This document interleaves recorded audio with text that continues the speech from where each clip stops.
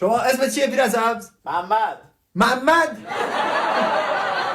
محمد ریدم تو اون اسمت، یعنی ریده بابات با این اسمی که گذاشته. آخه محمد قربون دارم اومده آلمان. محمد شما قیافت شبیه مرغه. اسم چیه؟ من جلال.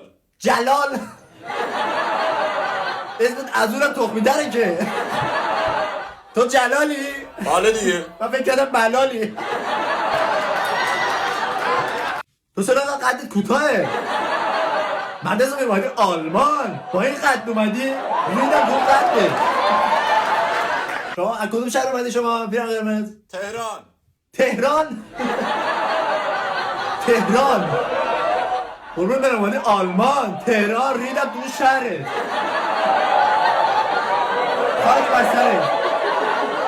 شما بیرن اون که بغل از نشسته کیه؟ دوست دخترمه. دوست دخترت؟